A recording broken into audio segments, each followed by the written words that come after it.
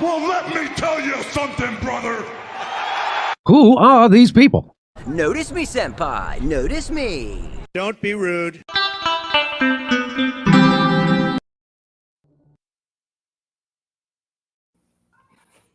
Well, welcome. Another episode of Pro Wrestling Talk.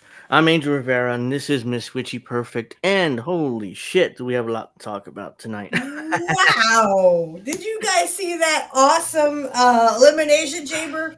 Had me on the edge of my feet, or the edge of my seat.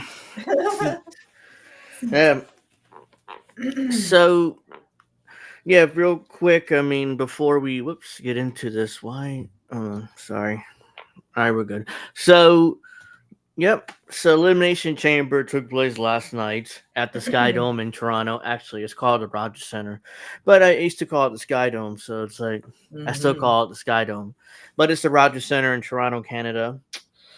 And first 30, 40 minutes, I didn't really pay much attention to the show, so sorry about that. But yeah, no, I didn't either. I think was it Belair that won the women's Elimination Chamber? Yeah. Okay, so I did see that part. I was with my coven at the time, and we were trying to basically, I was like trying to ignore it because I'm like, yep, okay, women's not interested, right? So I pretty much like ignored it until the men, until it was Kevin Owens and Sami Zayn. Then I was kind of like looking at it from time to time going, oh, come on, damn it. Come on, Sammy. Yeah, so it took place from Toronto, Canada. I mean, let's just get through the first two matches. I didn't really pay much attention to either, but let's just go through it. All right. So the opening contest or match was the Women's Elimination Chamber for a shot at Rhea Ripley's Women's Championship at WrestleMania 41, which is the one in March or April. Bianca Belair did eventually defeat Alexa Bliss, Bayley, Liv Morgan, Naomi, and Roxanne Perez. I mean, can I ask a question to you? Did you really think Roxanne Perez had a chance in this? No. I thought at first it was going to be Liv Morgan because maybe they would, wrestle that up again.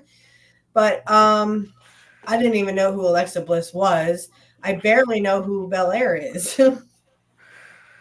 Yeah, she's been stuck in that women's tag team division for the longest time with Jade Cargill, which is why she hasn't been featured as much as she used to be. Mhm. So talking about Jade Cargill, she did come back at the beginning of the Mhm. match because they've been doing this angle. Jade Cargill's been out for the last few months, and they're doing this angle of who done it, who attacked Jade Cargill, and it. And so she came back. Everybody assumed it was Liv Morgan because she happened to be there right when they were taking her to the hospital because they showed Right. footage of that 2 weeks ago on SmackDown. So then all of a sudden she comes to the ring and Liv Morgan's like, "I didn't do it. I swear." She's scared to death, and then Jade Cargill goes in, turns, and attacks Naomi, and just beats the living crap out of her, nearly destroys her. Right. And I had some inklings that it was Naomi because isn't that funny yeah, that Jade's out and Belair needed a partner and Naomi. yeah, she's the only one that benefits from that because she Right. ended up being a tag team champion without doing anything, Right. really. So yeah, then that implies that it was Naomi because there's no reason for her to attack Naomi. So Right. Bianca Belair ended up winning the thing anyways. So Hmm. I'm like, okay, I didn't think she would win it because she has this Jade Cargill Naomi drama to deal with. So I don't know how they're gonna pull that off. Her having a women's title shot at the same time having to deal with this drama on WrestleMania. So we'll see how that goes, but we'll Yeah. have to tune in to Raw and SmackDown in the coming weeks and see how they tie that in together. But Tomorrow. yeah, tomorrow's Raw. Yeah, Yeah, so tomorrow. I mean, I'm very excited to see what's going to happen, but we have mhm, more to talk about. But this one, I think I said to you like at least a couple weeks ago, it had to be Naomi because I think they were mhm. going to do a turn on her, like she's going to do a heel turn. And again, as you said, she benefits from this. This had a lot of turns, twists and turns, and I'm just like, holy cow, what is going on? Right? Yeah, that's great They're not as storytelling. predictable. Yeah, they're not as predictable as they once were, and it's No. good. But I mean, holy guacamole! I mean, we Yeah, have so even they more to go for. they open with that. Yeah, so Naomi's out of the match because Jade Cargill nearly killed her. I mean, she took the cage door and just slammed it into her. So it's like and Hmm. Bianca was in crying and like, "What the fuck's going on? Let me out of here!" So it's like Right, she couldn't protect Naomi because she's stuck in one of those pods. So it's like right. eventually she ended up winning the match, and and after the show during the press conference, she told the commentators like, "I have to figure out what's going on with this first before I can focus on the women's title match at WrestleMania." Hmm. So they're going to wrap this up probably or figure this out leading into WrestleMania and this Raw. They have about what 8 weeks for WrestleMania Oh because yeah, it's yeah. We like got plenty of time mid-April. for WrestleMania. Yeah, Yeah. it's like mid-April, so they have plenty of time to wrap that up, figure that out for WrestleMania mid-April. So not a big Hmm. deal. All right, It was just so this, amazing that I was kind of right about. I mean, we both were kind of right about it because we're like, well, I don't think it was Liv Morgan and what is her name, Roxanne? No, not Roxanne. What yeah, is no, no, Raquel? you good, yeah, Raquel, hmm as Jim Cornette hmm says. Yeah, I just didn't feel like it was them because they don't benefit from that. no, Um, they happened to be walking into the building right when they were taking her to the hospital. Doesn't mean she did it or right. they did it. So Jane Cargill Mm, came back and beat the crap out of Naomi. Not surprised there that Naomi's now going hmm to be a heel. Yeah, they're probably gonna turn her Yeah. because she's gonna have to explain why she attacked her, and Hmm. because last year's WrestleMania they won a six woman tag match against I think Damage Control, and Hmm. they were all best friends, which is why Naomi turning on her for jealous, probably because she wanted to be the tag team champion instead of Jade. That'd be my Yes. assumption on why she did it ultimately for Yes. her benefit, her career. Right. So yeah, so we'll see. I'm sure they'll Hmm. explain that in the coming weeks, but Interesting. And I really hardly ever paid attention to that. I just kind of saw the end where Belair kind of like was flipping her hair and stuff that she won. yeah. But I really didn't pay attention. But I'm very interested in hearing what they're going to do with Naomi now that everyone knows it was her who attacked Jade, hmm not the other way That's the around. assumption, yeah. Yeah. Or because Jay didn't say anything. It was like boom, boom, boom, kill you, throw this cage door on you, and now you're out. You can't wrestle anymore. All Hmm. right. the next match on the card was a tag team match, which with Tiffany Stratton and Trish Stratus defeating Nia Jackson, Candice LeRae in 11 minutes and 40 seconds. I mean, this was going to happen. I mean, it's Mhm. Trish Stratus's hometown. I didn't Yeah. really pay attention. I just saw at the end they were raising their hands in victory. Yeah, So, they 1, 2, 3. They I think yeah. Tiffany picked up the pinfall. I remember correctly, as I wasn't Okay. paying much attention either. It was I thought Trish would pick up the pinfall because hey, she's from Toronto and like I think like we I'm both called arrogant, this one. Yeah.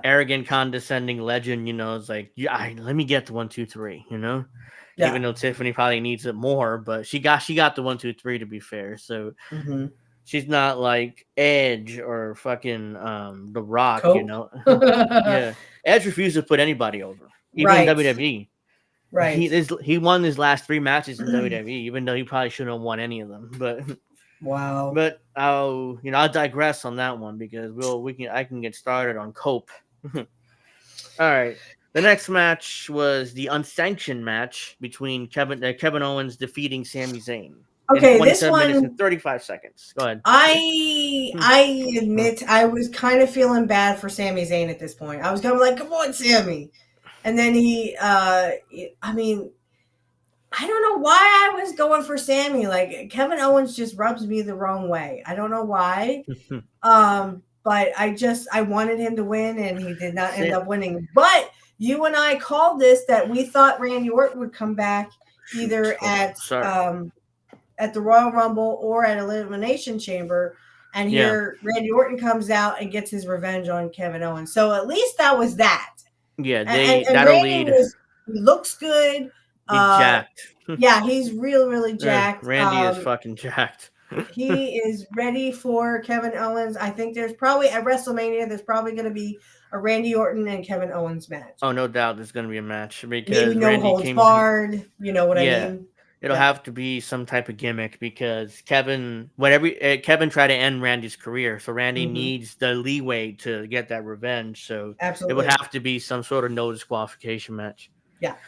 So yeah, the match itself, Sammy does a fantastic job as the underdog babyface. He'll sell to the point where you feel bad for him. Sell, and I'm telling you what. I mean, that he's perfect underdog babyface. It's like he's great at it. He had me rooting for him. I was like, "Come on, Sammy!" And my friend's like, "What?" I'm like, "Oh, nothing." I'm just watching this over in the corner. The thing with I'm gonna nitpick this because it kind of reminded me of an AEW garbage match with all the furniture setting up and all of the going into the crowd. Did not running need to around, do the tables thing. Fighting it was around double the crowd. tables, I think, right? They set up double tables, and Sammy did a spot to go through both of them off the top rope. One match without fucking tables. Kevin shoved him off and went through a couple tables. Yeah. Then later on, we got the barbed wire steel chair from Sammy. He pulled that out. I'm like, oh no, the barbed wire steel chair reminds me of AEW match. Is that what that was? No wonder they were in pain. I'm like, what are they selling here? It was a barbed wire. Sammy pulled out a barbed wire steel chair. This is indie circuit bullshit. Yeah. Indie circuit wrestling. No, come on, guys. And they started hitting each other with that. And then they threw each other. I think Sammy threw Kevin through the chairs with the barbed wire chair on top. I mean, it got to be too much, I thought. Even though I understood the context, like they hated each other and Kevin tried to end Sammy's career. So Sammy's going to try to do the same to him. But come on. I mean, it got to be like, and they're kicking out of everything. It's like, nothing. They're not really. Sammy sold most of the match. Kevin didn't really do much selling because he was a dominant. I couldn't figure. Are you trying to? I mean, he's not a monster. I mean, he's a fighter, but he's not a monster. I could see the no selling if like Kevin Owens was taller and was like savage like Braun Strowman. But I mean, come on, this was getting old. I'm like, just end the. It got to be too much. It went 27 minutes and 35 seconds. So according to I was sitting at that table going when Randy Orton came out, I went, "Holy shit! I can't wait to tell Angel." Yeah, Randy. We were so right. So the match, I don't remember how Sammy beat Kevin beat Sammy, but Kevin needed a win. I mean, he was beat like 2 or 3 times by Cody for the championship. He I needed a think he win. did So that inadverted pile driver yeah, he beat him somehow. twice. Then I think it was twice.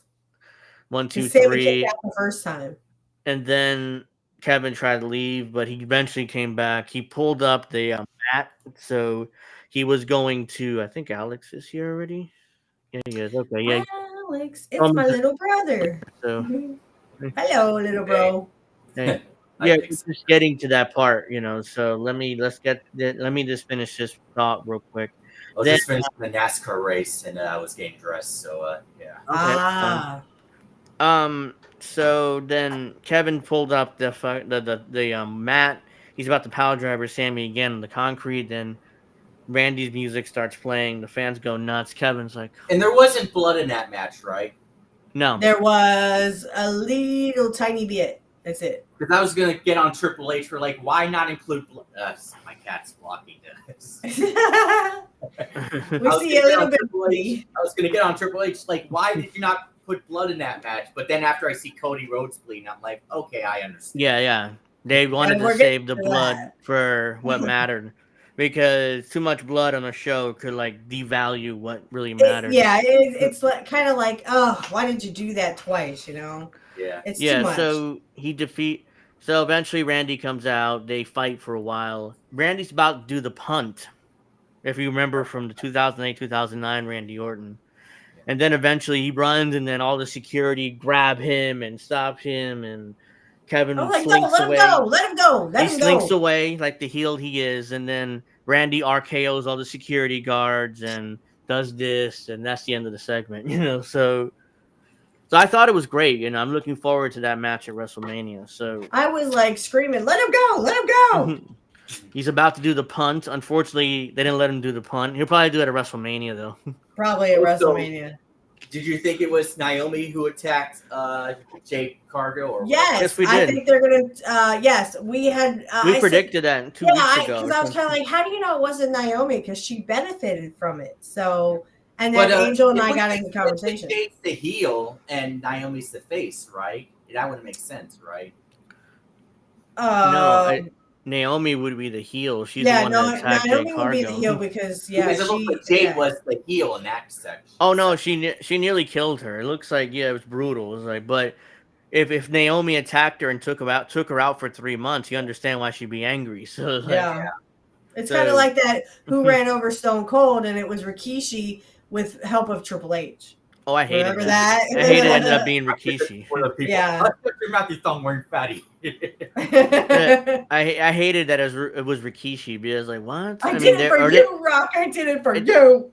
The one that benefited was The Rock because he became WWF champion and he became the top guy while Steve was gone. So I thought it might have been The Rock, but as all of a sudden they revealed to be Rikishi. I'm like, what? That I know that didn't make any sense. And even Triple H manipulated Rikishi into doing it. Even then, that made no sense. It was shitty. And he's like, but I digress. So the main event of the evening was the Elimination Chamber match for a title shot against Cody Rhodes at WrestleMania 41. John Cena defeated CM Punk, Damian Priest, Drew McIntyre, Logan Paul, and Seth freaking Rollins. I am so glad Logan Paul lost. I couldn't wait till that dude was eliminated. But what really shocked me was Drew actually wasn't he like one of the first ones out? He was the first one out. He got rolled out. He got rolled up by Damian Priest. Right Behind. And that's rolled up in an Elimination Chamber match. Yeah, I know, right? He's gonna come out on Raw and bitch about it. He did on Twitter. He's like, could have been me. He did on Twitter. He was like, something, and then he said, I got beat by a roll up again. So even he like kind of joked about it, but so he talked about Cena turning heel, which we'll get to in a moment. Something else, and then he's like, I got beat by a roll up again. So like one of those things. He kind of made fun of himself there. Yeah. But yeah, Drew was the first one out. Then it was Logan. Or no, then it was Like, Damien, I think, and then Logan. Hold on, it's listed here who went hey, out as long first. as Logan Paul loses, I don't care. I don't want that guy to have a Okay, push. so Drew was eliminated first, then Damian Priest, then Logan Paul, then Seth Rollins, then CM Punk for Cena to win. How did Seth Rollins get beat? Does it say? Did he just Did I? climb out of the chamber and that's it? No. He Punk hit his finish to go to sleep and just a couple times and pinned him. Okay. I was Okay. gonna say, is Seth Rollins the heel now? He might be. He goes in between, yeah. Especially what he did to CM Punk at the end. So we'll get there. We'll get there now. Anyways, CM Punk pinned Seth Rollins with his finish 1, 2, 3. You don't see him again. I thought he was gone.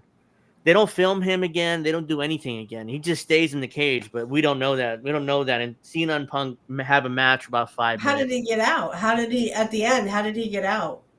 Because wasn't he standing outside the cage looking at Punk and teasing him?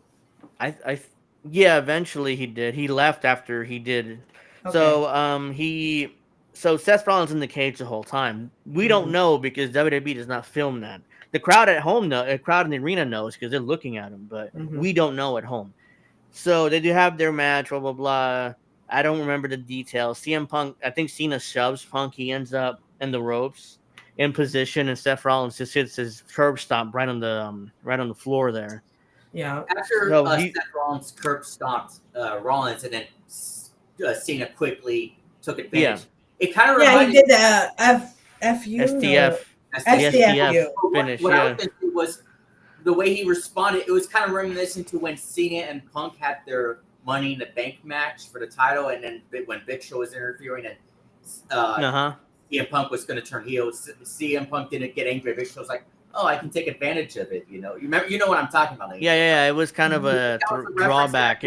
Cena was like, "I didn't forget about that." Do you think that was maybe? Yeah, that could have been it, or it could have been he was turning heel and didn't care anymore. So they're like, "Fuck it, I'm gonna beat him." Who cares? Here, my finish. And Punk tried to get out. He tried and eventually just went out. And the referee called for the bell, and that's how Cena won and advanced to WrestleMania to face Cody. And I was pissed. I was like, "Damn it! I wanted CM Punk to win." So most likely, it'll end up being CM Punk will end up doing something with Seth Rollins and maybe Roman Reigns at WrestleMania. In the video in the WWE channel, it didn't turn black and white for the blood, nor did it stop when the belt hit Rhodes. Like they used to Cody. do that. No. I saw it on YouTube. I had to rewatch it a few times just to understand what was going on because I was shell shocked. We'll get to that. So the match is over. They show a bunch of replays, blah, blah, blah. All of a sudden, the next shot, Cena's in the ring, standing there, celebrating with the cage up. So I'm like, okay, so what's going to happen next? And immediately, Cody Rhodes music plays. He comes out to do the face-off with Cena for their match at WrestleMania. I'm like, okay, so they start facing off, and all of a sudden, here comes The Rock in his music. I'm like, okay, why is Cena still there? Why doesn't he just leave? And I'm like, I know for a fact, my brain knows that Cena's going to make this turn and they're going to do this. But at the same, my heart's like, they're never going to do it. They're not going to turn their John Cena heel. I mean, they had 20 years to do it and they haven't done it. So something else is going to happen here. Yeah. Right. In fact, he did make a wish right before the show.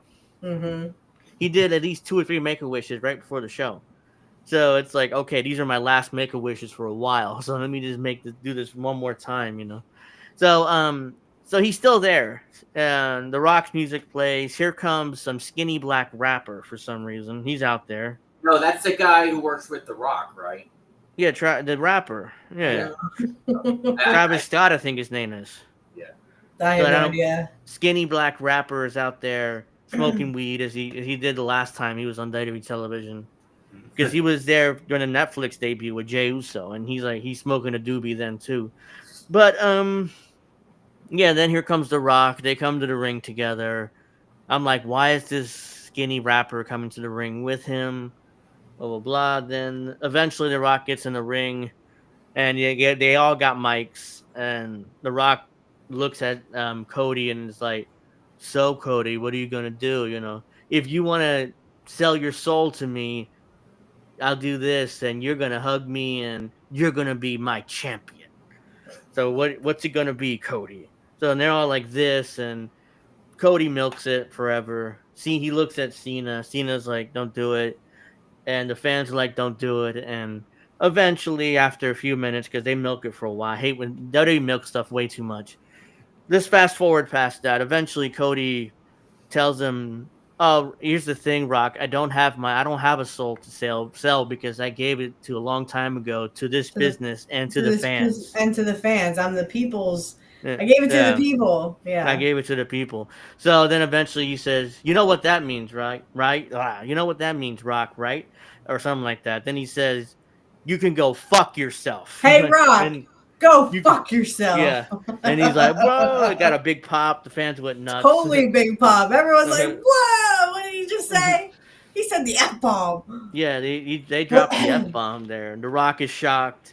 Cena's celebrating, jumping around like a little kid, The fans are going nuts. And he hugs Cody, and I'm like, oh boy, something bad is going to happen here. Yeah. And then like you knew it was going to happen. It's just that I didn't believe it until I saw that thing's it. going to go viral for a long time. Yeah, because it's this look, and Cena has this look on his face, and you can see it's coming. Yeah. And then the Rock just kind of does this. So he eventually hugs Cody. He gives that look to the Rock, like that Manchurian Candidate, no emotion look. That's what it reminds me of. And the Rock does this. And Rock does. And Cena agrees to it and kicks him in the balls, like straight up, like, oh shit. Yeah, shit. He kicked him right in the balls. It's always the low blow, isn't it? Yeah, that signifies a heel turn, because a babyface would never blatantly kick you in the balls like that. Not blatantly, no. Yeah. So it's like, boom, low blow. And when I'm watching this on X, I'm like, you gotta be fucking shitting me. What? Mm-hmm. We thought it was gonna be a babyface versus babyface match. Yeah, that's the safe pick. That's safe. The WWE is like, because a lot of the IWC Cena title number 17 at WrestleMania. They might as well do it. They might still do it. They have to do it at this point. What I was thinking is, and what I said to Angel later, I said they could be doing this heel turn just to turn him babyface right before he leaves. So, his whatever last match he has this year, I know the error of my ways. Faking it, having the suit on. Remember Mark Henry? Yeah. So that he can do Make-A-Wish if he wanted to when he leaves. You know what I mean? Yeah, he wouldn't be a heel. Like, you might as well. He has to get this belt at this point, because then he can play. They can play keep away with Cody, because I think there's going to be a stable here. There's not going to be just Cena and Rock. There's going to be at least 2 other guys, and I'll explain why. Because I went back because that's how Vince did it when they did the Austin versus McMahon. It wasn't just McFoley; it was Kane, Undertaker. So there's going to be at least 2 other guys in this stable, other than just John Cena and Rock. I'm thinking Drew, maybe. Because they have to play keep away from the belt with Cody for at least until the end of the year. At least until the end of the year. I hope they go back. I hope not, Paul. Basic economics theme now. They can't keep playing the time. No. Cena has to have something new cooked up, because there's no way that he can do that theme right now, at least. But also, John is the third man. There were a lot of people comparing this when Hogan turned in '96 on X. They were like, "What was better, the Hogan turn or the John Cena turn?" The Hogan turn, I understand, but what about when Stone Cold also did as well? I mean, that's also very similar. Yeah, but nobody wanted to boo Stone Cold. Nobody wanted to boo Austin, though. No one wanted to do that. The situation was similar.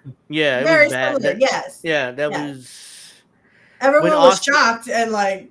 When Austin shook McMahon's hand, that was the end of the Attitude Era there, because it was done. Mm-hmm. And a lot of people stopped watching, and the ratings went pretty low after that. Yeah, 2001 compared to where they were here for WWF. So, to me, I thought the Hogan heel turn was a bit better, because he didn't have a skinny black rapper hanging around there for no reason. Yeah, what the hell was that? That must be like the Rock's like. That was the Rock probably insisting on that. Yeah, that was the Rock probably insisting that he wanted him there for some reason. Right. So I didn't eventually, like Michael Cole's commentary when I was all. He sounded like whiny. His lines didn't sound very good, if you know what I mean. I don't know. I don't. Didn't hear. I don't think Michael Cole. I don't think they knew. I don't think they knew, because Triple H said in the press conference it was need to know. So only people that knew were Triple H, of course, Cena, the guys in the ring knew, and maybe some of the production crew. Nobody else really knew.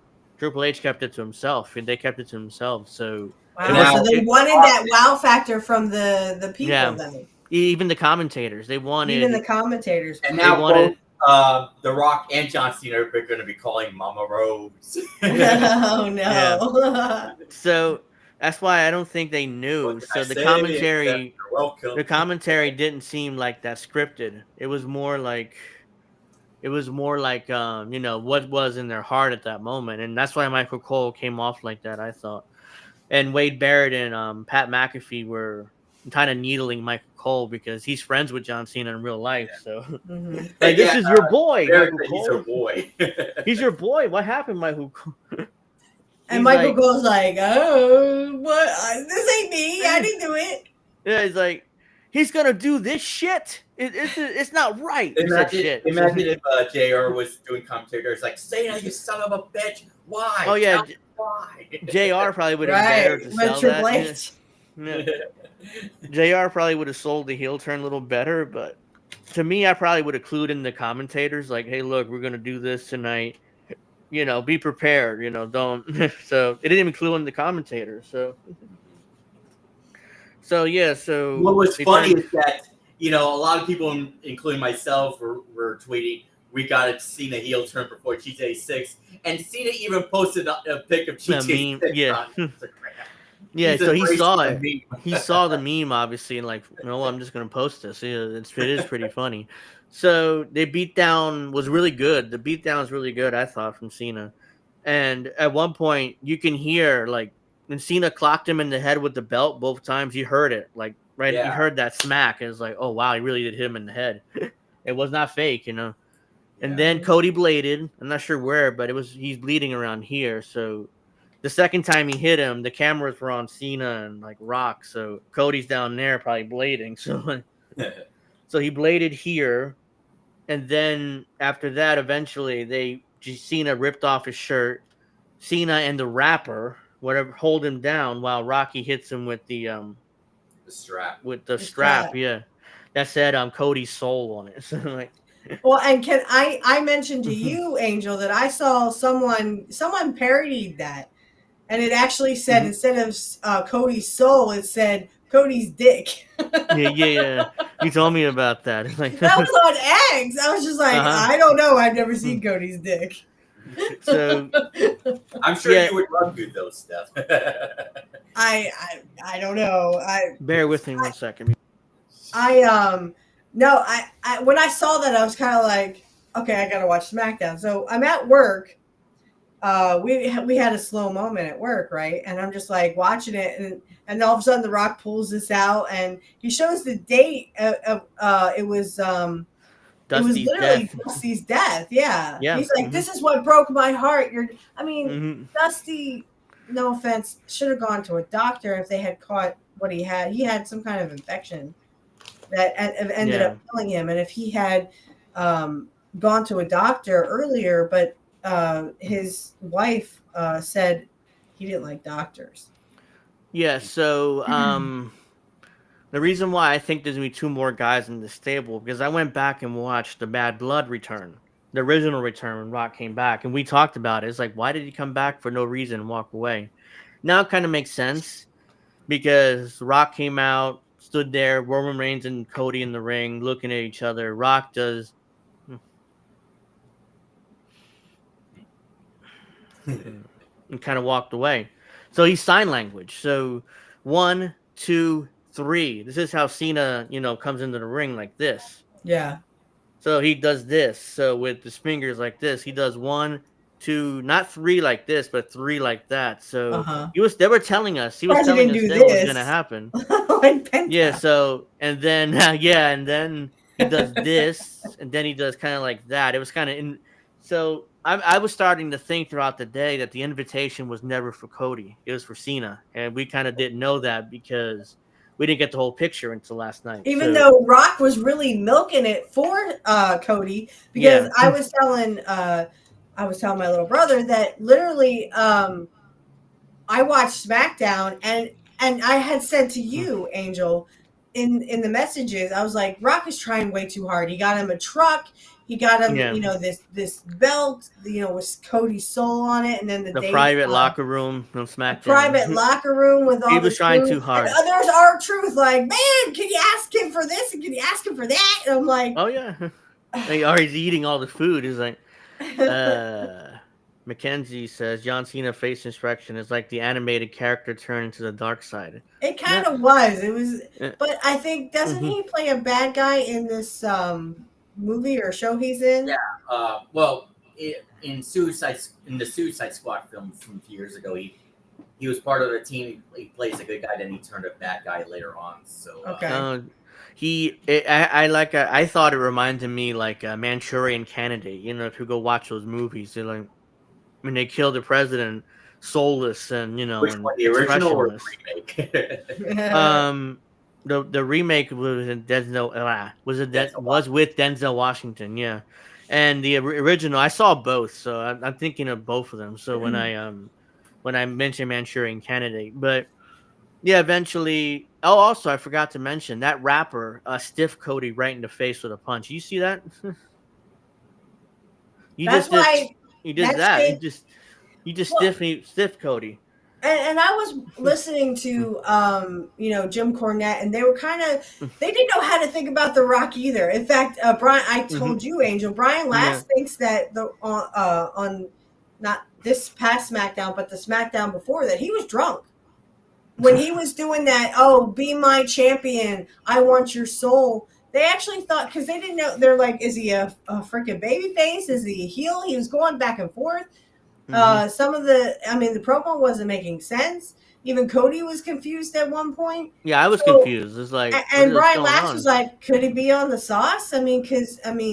Drunk, obviously. Rock has his own tequila company, so he's probably drinking his own tequila there backstage, and he's like, I want your soul, Cody. And he did like, and then Cody's like, this. What? And then he just does this to his face and kind of like walks away. Yeah, and they mentioned, last year they were bitter enemies, and now Rock's kissing him on the cheek.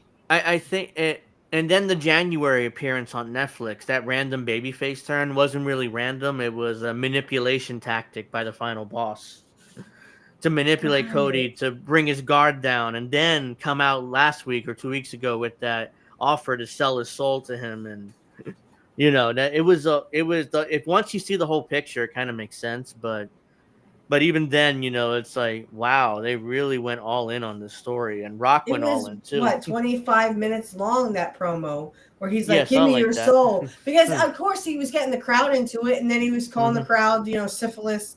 I'll knock the syphilis right off your face. I laughed when he said that to a crowd. I'm like, what is it with wrestlers yelling back at fans? Yeah, he was trying too hard to be a heel. I said last week he was coming off kind of cringe with that stuff, but yeah, I mean. And then he did it again. He did it with the presents. He was getting all the presents for Cody Rhodes, and I was like, you're trying way too hard, Rock. You get him a brand. It was a beautiful truck, no doubt about that. It was beautiful. But and then he's like, that message to him, he's praising him, kissing his ass, sucking his dick, whatever. I'm just like, you're trying too hard, Rock. The intention was never for Cody. It was an indirect way to address Cena, but nobody knew at the time, because doing this at the end of the Bad Blood pay-per-view it didn't tell me at the time, but once I looked back at it, it's like, oh yeah, okay, now it makes sense. Yeah, that makes sense. Yeah. Yeah, he did. He did 1, 2, not 3 like that. He did 3 like that. So it was like, then at last night he did, when Cena gave him that blank heel expression, Rocky did 1, 2, 1, 2, and then me, like, join me. He did. So that tells me there's 2 more guys coming into this table, because first he did 3. Now he does 2. So there's 2 more guys joining the stable to go against Cody. I have a feeling one is literally going to be Drew McIntyre. Because he's tired of being screwed.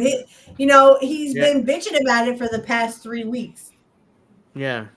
That's an obvious choice, but I'm hoping one of the guys are an up and coming guy. Not have him get the rub. Please I don't think I wasn't thinking him, but an up and coming guy that's just got to the roster. Maybe I was thinking maybe Seth Rollins. Maybe. Maybe Damian Priest. But I don't think he has anything against Cody. Seth Rollins would, because last year he helped him win the title. He sacrificed his body for him because he had that blown out knee, and he still worked at WrestleMania. See, I think it's Seth Rollins. Because Seth Rollins was watching the whole CM Punk Cena thing. So I think that has something to do, because we couldn't see Seth Rollins, but Seth Rollins was still there. I think it's Seth Rollins. I think it's going to be Drew and Seth. So The Rock is looking for 2 more souls, basically, because he already got Cena. Cena agreed to turn heel and join him, so he does then 1, 2, and he does this, join me, and then Cena then kicks him in the nuts, and off we go. Off we go. It reminded me of an old school Mid-South wrestling or Crockett beatdown. What they did to Dusty, what the 4 Horsemen did to Dusty all the time, just beat the crap out of him. Yeah, that's what it reminded me of. I'm sure Cody masterminded that ass beating, because do what they used to do. My dad, what the 4 Horsemen used to do with my dad. It'll work. It'll get over. Remember the cage where they people were trying to actually get in, and the heels could not get out of this cage because they were beating the crap out of Dusty. Yes, that's what this is. That's where the only thing is you didn't see fans trying to jump in and get in the ring, but no, but you did see a lot of shocked faces. They were like, "Oh wait, what?" Yeah, they pulled the trigger on the John Cena. They pulled the trigger on the John Cena heel turn on his final year. So I didn't think they would. I did not believe that they would, because it's his final year of his career. They're gonna want him to go out as a uber babyface the way it was, and it took a lot of balls to do this. To turn him in his final year. Respect to the WWE for pulling that trigger, and for Cena for willing to do it too. Because it took, for example, you want to compare him to Hogan. Hogan refused to turn heel multiple times. Multiple times. The only reason why he did it because he realized how over the NWO was going to be. So it's well, I'll do it, brother. Well, right, and he failed to see that Hulkamania. How can we miss you if you don't go away? It was dead. It was done. He had lived that gimmick many, many years, and even in WWE or WWF, as we know it, even back then, it's still to this. It was dead by the early 90s. Right. So the 80s is when it first started. So he had it by 84-ish, 84, 85. And then I say about 1990, well, 1990 when he lost to the Warrior at WrestleMania 6, I think it was done. He was. And in fact, Bruce Pritchard said that was supposed to be his final match. That he wasn't going to come back again. He's going to go do movies and television series, and that was his last match. Instead, less than a year later, he was back and immediately politic and become WWF champion again. So it was and then it got old by 92. If you remember at the Royal Rumble 92, Hogan gets eliminated by Sid, and the fans cheered. They did not boo; they cheered. That's how Hulkamania was dwindling anyway. It made it come back in 93, but people were sick of Hogan. Yeah, people were sick of him, but people were not sick of Cena. This is like a. I think it's gonna work because Cena is a good performer, and so is Rock. Even you may not like him personally, but he can pull off this final boss gimmick. Mic drop in the press conference. Yeah, mic drop. Yeah. We'll get to the press conference. But what did I say? Mic drop. Yeah. So Cena does the heel. Cena eventually they leave the ring. Cena throws the belt on Cody. They all stare back like heels. The rapper does not belong there. I don't know what he was doing there. I mean, it Just should The have Rock's been just friend. Cena and Rock. And at one point, before let's go back to the beatdown, the rapper was kind of like rubbing his stomach, like he had the munchies or something, waiting. Like, I'm gonna go backstage and I'm gonna eat all the burgers and chicken and whatever is there in the catering because I'm hungry. And he had the munchies. He's like doing this. Like, what the fuck you doing? Yeah, really. Like, you're ruining this incredible moment It's here. like Big Show when he ate the special sauce, Eddie Guerrero's. Right? Yeah. Oh, Yeah, he jeez. might have been constipated. I don't know, but he was rubbing his stomach for some reason while the beatdown was happening. So Cody's bleeding. Eventually, Michael Cole gets in the ring right before the show ends to check on Cody, and that was it. And then the post show is happening, and they're still in the ring. It was Cody, the commentators, and that was it. And eventually, they go back with it. He goes back with McAfee and Wade Barrett and Michael Cole, and Cody starts looking his face like, "What the fuck just happened?" Again, he has that "what the fuck" face on him. Yeah. What the fuck just happened face. So the press conference comes. Eventually, Cena comes out, sits there, just grabs the mic, walks away. Doesn't take any questions, doesn't say anything. He just walks away. By the way, it's brilliant because what he did in the ring did his talking for him. Like, he doesn't that need rapper to say hit anything. Cody right in the head, and it's like, Yeah, he stiffed dude, him. did you seriously just smack the crap out of him? For real? Yeah, you no, do no. know that this is supposed to be, No, it wasn't just a smack. He punched him in the face from Nia Jax. Oh, geez. He got him right there, right in the orbital. I'm like, if he breaks Cody orbital, this idiot, he could ruin WrestleMania, Yeah, big time. Luckily, he seems to be fine, and this guy's 150 pounds soaking wet, so I don't think you have to worry about, having his orbital broken. But all right, I'm sorry, McKesney. I wonder what John Cena's ring attire is going to be like with his heel gimmick. Yeah, he has to change his ring attire. Now. He has to change his ring attire because he can't come out with the same shorts and shirt He wears a suit now or something. Yeah, Right. he has to be. He has to have new ring attire, new music, new everything. Because it's a different character. It's not the happy-go-lucky, hustle, loyalty, and respect John Cena. It's going to be different now. So he needs to. It needs to be new. Bring back basic thugonomics. Right. The only thing I really remember from that was literally just Kurt Angle saying, "Wow, John, I actually found someone who's whiter than I am." And I laughed my ass off when he said that. It's a good line. Kurt Angle played as John Cena. Yeah, that was a good line by Kurt Angle. Yeah, so eventually then The Rock comes out, and for whatever reason, The Rock loves to hear his voice. He spends like 20 minutes talking about the angle. Yep. And how the angle came about and when what happened, and like, why are you talking about this now? Why don't you wait until a year later if you want to talk about it? Wait until the angle's over, then talk about how it came about. Because as Jim Cornette said, they can't make it believable anymore. Now they just pissed off the smart fans. Pretty much is what they did. Yeah, but because the ones who love modern wrestling, they won't care. No, because they're used to this. They're used to like in AEW, they do this all the time. It's like they do an angle, a great angle, which it isn't, and then they all run their mouths about it in the press conference and how it came about. It's like, no, shut the fuck up. The Rock did the same thing essentially. It's like, come on, right. Rock. I just ignored most of it. I didn't after I went to bed, but he came on pretty late. But yeah, that's what he did. I'm like, oh, come on. Cena said nothing. Cody wasn't there, obviously. He had to come out there and sit there for 20 minutes, running his mouth about how the angle came about and how much of a super genius he is for, masterminding the angle or whatever. Wow. Meanwhile, just ignoring Triple H and his role and everybody else, it was basically him that masterminded the angle, basically, which is good. I mean, it's not a bad. I'm intrigued. I want to see what happens at WrestleMania, but. You don't have to claim that it's your idea, and very little, and there wasn't very little input from others. Like, it just puts yourself over at the press conference. It's like, all right, Rock, just shut up. I mean, I don't want to hear that right now. I want to enjoy the angle for what it is, and then a year later, if you want to talk about how it came about, I'm fine with it. Like, whatever.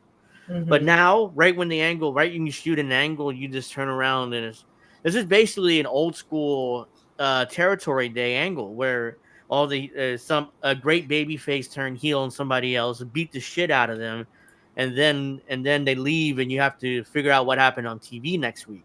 No, they do that, and then The Rock immediately blabbermouths about how they did it. So it's like, here we go again.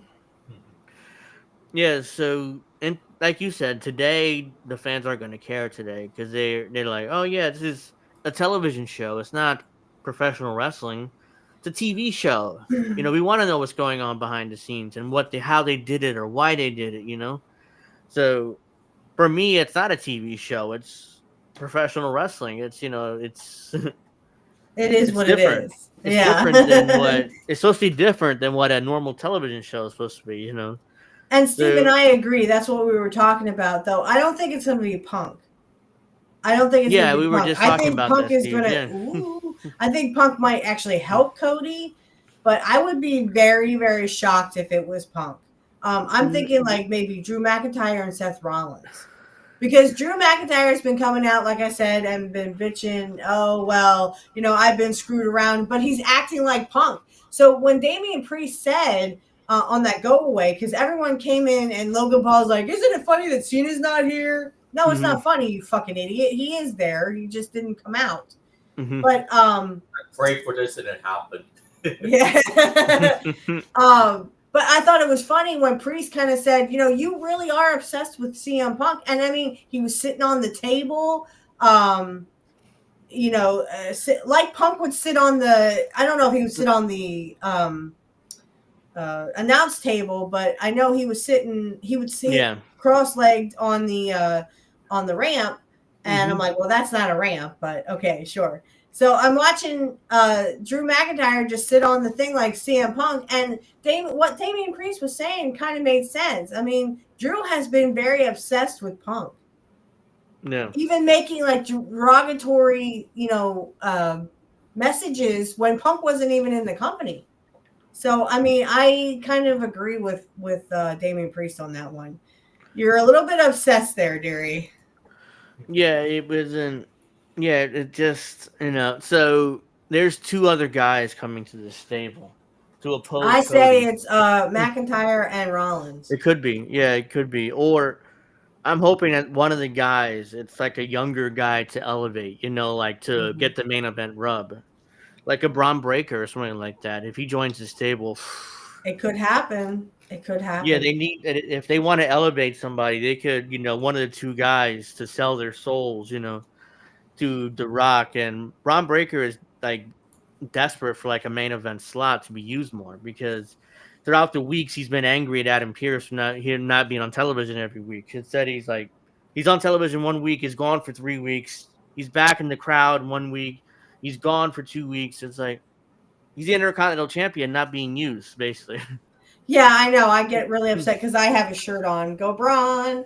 Yeah, I agree. No, this is. I mean, if you're going to have an Intercontinental Champion, and that's why, like someone said on X, oh, this is so boring. This is a boring Intercontinental Champion run. I said, well, blame the damn writers because they want to write him right off of TV. They don't have him. No one made a match. Wasn't there a number one contender? Was it what's his name? Shit, now I can't remember his name. Sheamus? No. I think Sheamus became number one contender and they did nothing with that. Well, they had a couple of matches. No, not Lorga. What the hell is the guy's name? The one with Gunther, and then he Luke Kaiser. Yeah, Kaiser. Yeah, I thought Kaiser because they had a triple threat match with Sheamus and someone else and Kaiser. So I thought Kaiser was the number one contender. Yeah, it looks he actually beat. It looks like they kind of programming him with Penta now, and the other guy, I'm forgetting his name, Pete Dunne. They're programming him with Penta, and AJ Styles AJ Styles is like going to work with Braun Breaker for the Intercontinental title at some point because they're kind of they kind of had a face off and they're going to feud. Yeah. So Kaiser roll. I hope. See, again, Cena has to get this belt at WrestleMania because the heel turn would be pointless if he just loses to Cody at WrestleMania. We do not need another Roman Reigns title reign again. Well, no, I mean, at the end of the year, Cena's done. So yeah, so that's why him getting that 18th title run, I'm fine with it because, So Cody's at WrestleMania. He's going to be a champion for a full calendar year, because he won it at last year's WrestleMania. So we don't need another 3.5-year title run that Roman Reigns got recently. So him dropping it at SummerSlam, WrestleMania, I'm fine with, because then that way Cody can chase. Why is WrestleMania happening in the middle of April now? Yeah, that's what we asked, because it's happening literally the second night is happening on my birthday, and my birthday is Easter. Yeah, it's April 20th. Yeah. So that's the latest WrestleMania has ever taken place. I don't know why. Yeah, it's always been the first, second, third, fourth, or fifth. Yeah, I don't know why, but it's one of those things that TKO decided to do. So the new ownership, they changed a lot of shit. So because 2026 is going to be the 11th and 12th. That's still too far out. And like I mentioned before, they have to go to the this whatever the dome's called again. They have to go to that Superdome again for Superdome. Or as Hogan said, the Silver Dome. Superdome, yeah. They have to go to that yet again. The silver. Like, come on. It's good to be back in the Silver Dome. Even Stone Cold was making fun of it. The Silver Dome today is an Amazon huge warehouse today. If you go to the Silver Dome, where it used to be, now it's an Amazon warehouse, a massive one. Well, they were just making fun of that because that was a Hogan blooper. Yeah. So, Cody has to lose his belt at Mania. Of course, they'll have to protect him, and it has to be 4 or 5 guys beating on Cody in order to lose to Cena. I'm not saying it has to be clean. It's not going to be clean. They got to protect their top babyface now. Who's Cody? It can't just be a singles match. It's got to be some sort of match that doesn't involve disqualification or count out. So that's what I Yes, I'm saying it has to be no DQ, something.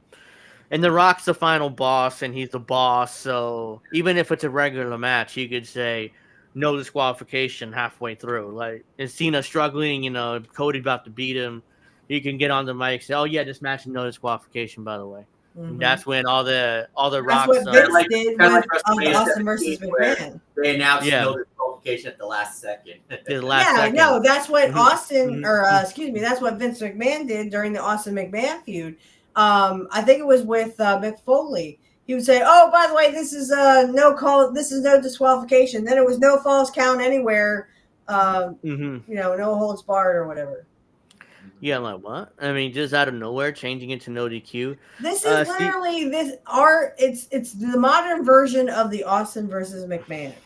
The Rock is now the McMahon, and someone has to be the Rock, someone has to be Triple H, someone has to be, So I'm thinking Drew and Rollins are going to be those people. Undertaker, Kane. I'm hoping one of the spots. I don't get it. So Steven says Cody losing the title at Mania and Cody gets it back by SummerSlam. I'd be fine with that. Yeah, and then he could turn John Cena back, and Cena would be like, I've seen the error of my ways. I was so wrong. Just like they kind of did with Mick Foley. Mick Foley was kind of, the champion, the corporate champion. And then when he was used up, they turned to The Rock. So, and then Mick Foley became a babyface. So I think what they're going to do is kind of like that. This is like like I said, the modern version of Austin versus McMahon. You watch. You're kind of ripping that off. Bruce Brown, the weather could be a factor in why they changed it, but it's Vegas. I understand your point that maybe later in April the weather would be better, but it's Vegas. It doesn't rain over there or snow that often. It doesn't even snow, What does it matter? And it's inside. So it's in the football stadium of the Raiders. What delaying it by 20 days? What is that going to change? How many days it is? I just know the second night is on my birthday. If it was like in, let's say, MetLife Stadium here in New Jersey, that could make sense because later in April it gets warmer. Yeah. The beginning of April up here is freezing, so it's still pretty cold. So. Well, and they're going to have 2 nights of SummerSlam now too. 2 nights of SummerSlam. So I mean, You're going to have it at the end of August, obviously, because that's your birthday. WrestleMania, SummerSlam, and Royal Rumble, they take place in the baseball or football stadiums now. Why doesn't Survivor Series do the same thing? Because that's I have no idea. Survivor Series took place in, I think, Vancouver last year. And their NBA, or not an NBA stadium, but what used to be an NBA stadium. So I don't know why Survivor Series doesn't take place in a football stadium. That's interesting. The only thing about Survivor Series, I hate their war games. The version of their war game, their war games version's awful. Yeah, we talked. Yeah, you can't combine them. You either have war games or you have Survivor Series. You can't combine them. That's what I was saying. It's like when they called it WrestleMania Backlash. Remember? Oh, that's terrible. WrestleMania Backlash? Yeah, it was a few years ago. That was a Vince thing. WrestleMania Backlash was the next pay-per-view because Vince was basically out of ideas and fuck, pal. I mean, WrestleMania. Let's call it WrestleMania Backlash. More people will watch it because they might be stupid enough to believe it's WrestleMania again. Right. Well, Steven, if that happens, I will not watch the first night because the first night's going to be the Women's Royal Rumble, and I have no desire to watch a Women's Royal Rumble. I think next year. Remember for 2018, they originally called it the Fabulous Moolah Royal Rumble or whatever it was. That was. Then they also have like they had something called the Andre the Giant Royal Rumble. Yeah, but that was years back. But I'm talking about for 2018. It was when they first happened. It was originally called the Fabulous Moolah Battle Royal. Yeah, but then eventually they were so out of touch. They didn't realize fans would get criticized because of how Moolah treated their. Yeah, because the Dark Side documentary had just come out about Moolah. Yeah. So they were out at Vince was like, call it the Fabulous Moolah Battle Royal, pal. Oh, it turns out people know about her? Shit. Okay, this is cancel it, and call it Battle Royal. Just call the Royal Rumble, yeah. Because they tried to do the same thing with Andre, only I don't know why they changed it. Because I knew Vince, I'm sure Vince knew about Fabulous Moolah and how horrible person she was. So yeah, but Andre wasn't. Andre was he was great. Yeah, nobody has a bad word about Andre back in territory days. Unless you pissed him off and messed with him or made fun of him or laughed at him, then yeah, I mean he was a gentle giant. He'd do anything for you. He loved women. He loved beer. I mean he was wine. in Princess Bride. Yeah. Andre, apparently, according to a lot of the guys, would play cards naked, except with boots on. Oh my! And all he would do is fart the entire time, and his farts smelled horrible because of the liquor, the beer and the wine he would drink. So it's like that scene in Blazing Saddles. Andre would be naked playing cards with Arnold Skoland and with his friends, and he'd be farting the entire time. Like, come on, Andre! The entire locker room like fart. Come on, boss! What the fuck? They call him boss. Everybody would call him. Because he was, yeah. I mean, he would also call other people boss. In the movie, they said one of the things Rob Reiner said was that Andre farted for like 45 seconds. He goes, "You okay, Andre? I'm okay now, boss." He was a good guy, yeah, a really good guy. Yeah. So Elimination Chamber Toronto. That was the show itself was fine. But that ending was historic and incredible. That ending will be talked about for years to come. Kind of like Hogan's heel turn in '96. To this day, they talk about it. So yeah, but I think Hogan's turn was better because no one expected Hogan. No one expected it to be Hogan because Hogan was all up on the red and yellow, and he still wanted that gimmick left. I mean, Bobby Heenan kind of spoiled it by saying, "Whose side is he on?" Yeah. Whose side is he on? Yeah. So that night, I just knew he was going to do that. I knew. Yeah. Savage was the same way. I saw the Savage turn because he turned at Super Brawl '97. Savage comes out in black and white. It was like, I mean, he's like, Savage, who's he gonna, is he gonna turn NWO? What's going on here? But he was dressed in black and white. So of course, I don't know why Macho Man was dressed like that. Weeks and weeks and weeks they had spent beating up Savage. They beat him up like every single fucking week. Yeah, and he just took it. Bruce Brown's question: who's everyone's favorite wrestler of all time? Undertaker. Oh, we know your answer. Look at my wall, baby. This is Mr. Perfect Kurt Hennig. So there you go. My favorite is Undertaker. Ugh, Really? I have to go. I really didn't like Mark. No, I tried, but I did not like the You need to Undertaker. get Tombstone for that. I'm sorry. Bring it, boy. Well, he was around. He had a great career. Was around for 30 years. Yeah, he had a great career. His podcast, by the way, is fantastic. You've seen his podcast. I mean, what about yours, Angel? Bret Hart. I have to go with Bret. Yeah, and if David was here, he would say Shawn Michaels. Yeah. Yeah, he would say Shawn Michaels because he's talked about Shawn before. So, how much he was a fan of his. So, yeah, which heel turn is better depends on your age. If you're 17, 18, 19 years old, and you've seen Cena as a babyface your entire life, and then all of a sudden he's a heel, it's like, oh my God, it was that Hogan moment, but for that generation. If you're 40s or 50s, I would say Bruno Sammartino when Larry Sabisco when Larry he turned Sabisco. Bruno. Mm-hmm. Yeah. He actually they had to sneak him out in a trunk of a car. Yeah. Yeah. Larry Sabisco said he was so shit scared. I mean, they literally said they put him in the trunk and said, "You know what, Larry, go to the next town. Do not stop." No, it's like one of those. Or I think let no one know. even Bruno was like, "Hey, you sure you want to do this, kid? Because once you do this, it's no turning back. You're gonna be a heel. You're gonna be hated. You're gonna be literally. They're gonna put riot and set the seats on fire, and they're gonna try to stab you. They're gonna do sure you don't have to do it, but if you will do it. Oh yeah, I want to do it. It made his career. It made Larry Sabisco's career. It made his career for turning on Bruno, especially in the New York territory. Everybody loved Bruno. You like Ricky Steamboat. Indy likes Big Papa Pump. I hated Scott Steiner. What? Even I hated Scott Steiner even when he went to the NWO. Now I was a huge NWO fan, but I hated Scott Steiner. One of the most disgusting segments when Scott Steiner was part of it.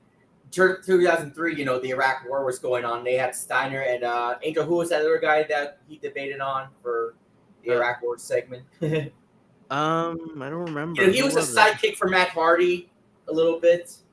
Christopher Nowinski? Yeah. They did that segment talking about the Iraq War, but that Chris, whatever the last name is, he's Nowinski, a heel. Yeah. Not the face. But Chris said the right thing, saying we shouldn't go to Iraq. We shouldn't fight Iraq. But Scott said, like, no, we need to support our troops. We go to Iraq and fight, That was the babyface thing at the time, yeah. Oh, okay. The fans went nuts for it.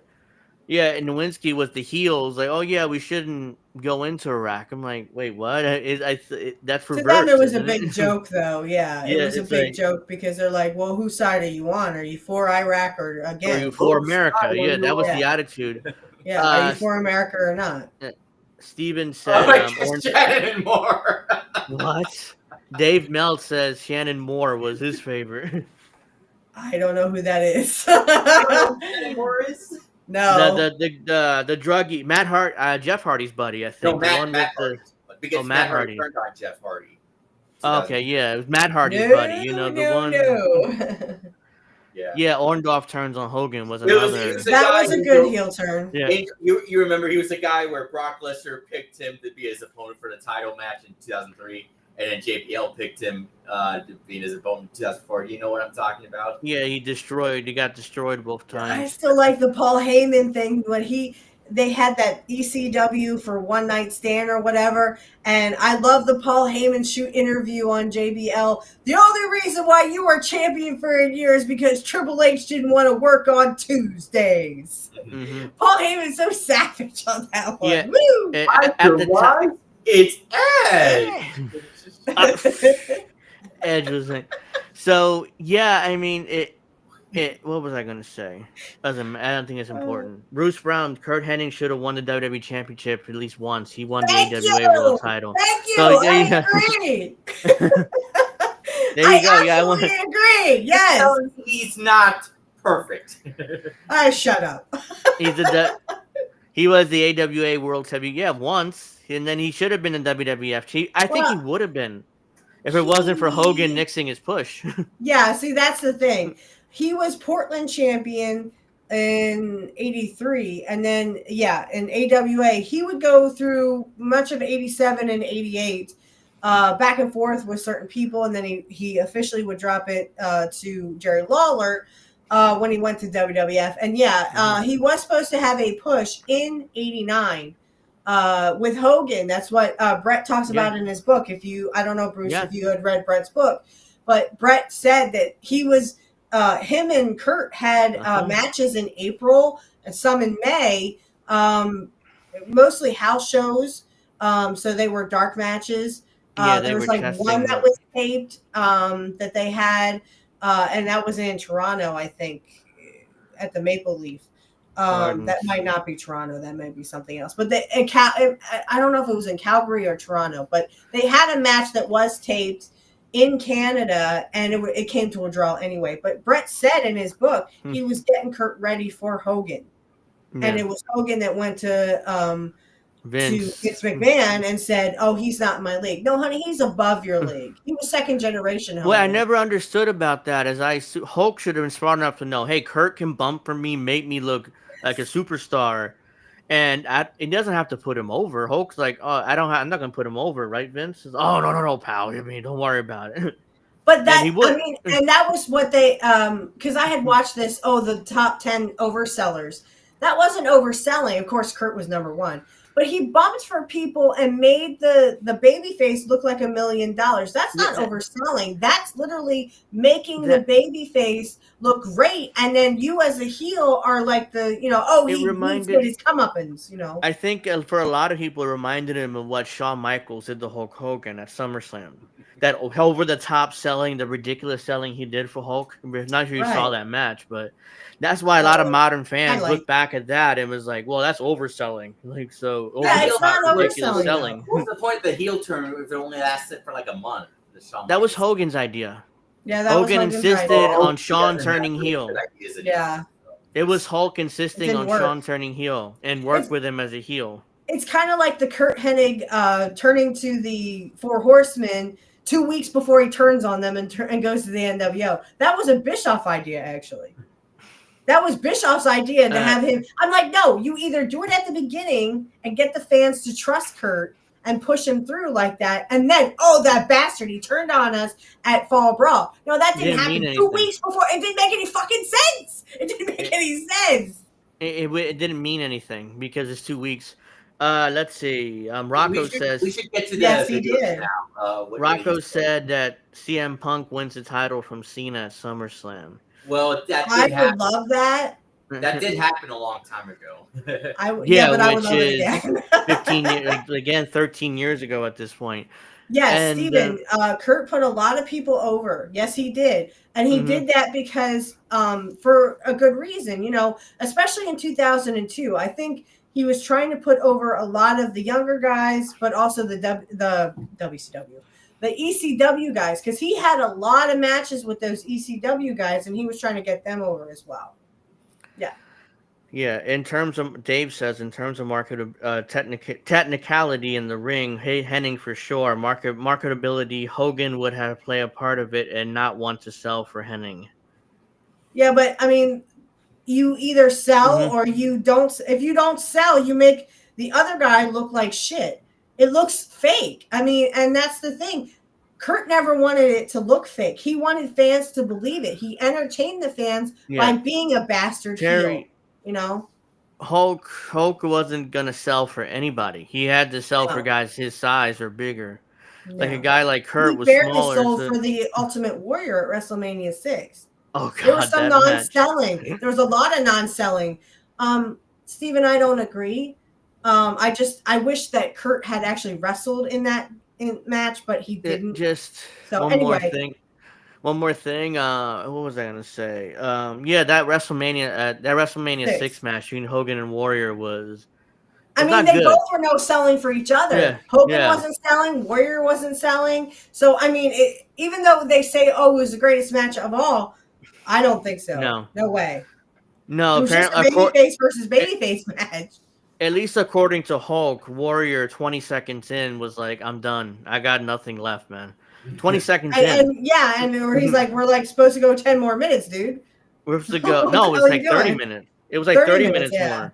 Yeah. It's like he had him in like a chin lock. He's like they're talking like we're supposed to go 30 minutes. What do you want to do? Just beat me? I'm not gonna let you beat me. We should get to the videos now. Yeah, I mean, it's been we're already 8:15 and we gotta try to start wrapping up in 45 minutes, maybe earlier than that. So first video, play the Jeff Jarrett mocking Dusty Rhodes video I sent to you. Oh, I hate Jeff Jarrett. Okay, I was never a fan of Jeff Jarrett, and now I know why. I'm gonna have to get off of YouTube. So let's. All right, everyone on YouTube, it's been fun. Thank you so much. Head on over to Rumble, please, so that we can, watch some videos and hopefully entertain you some more. Yeah, for the next few minutes at least. So yeah, I mean, we'll head over to Rumble or Twitch or Twitter. I mean, those platforms should be on down there anyway. So check that out. Make sure been fucking up lately. Make sure you like and subscribe. Make sure you follow me on X. Make sure you hit that bell, that notification bell when I'm live, even though people have issues with it. So yeah, I had issues with it the other day because I didn't even know you were live. That's why I was like, I didn't get a notification from YouTube or nothing. Remember when so angry. I accidentally ended the stream a few weeks ago? Oh yeah, oops. Yeah, I remember that. We had to start over again. Whoops, wait, I'm screwing up here. Yeah, so make sure you do all that. Make sure if you're make sure like and subscribe. Also there's donation links in the description box below. If you guys are able to want to give a few bucks to help the show, greatly appreciate it. I'll mostly use that money to improve the content and to maybe pay my internet bill, to help out with that. So if you guys are able to, appreciate it. If not, just hang out in the chat, like and subscribe, and we'll have a good time. So just start heading over to the other platforms now so we can, watch some videos in the next few minutes. And if you're on, I hope you check out Pro Wrestling Talk. We'll be back on Saturday, I assume. So it'll be next Saturday, 8 o'clock. Yep. And Angel in the Afternoon is every Friday at 7 Eastern. So check me out there. I'll see you guys next week. Have a great week, everybody. Peace. All right, so we're out there. I still got to go to the INN channel. I forgot. I already signed off here, acting like I'm done. So bear with me 1 second.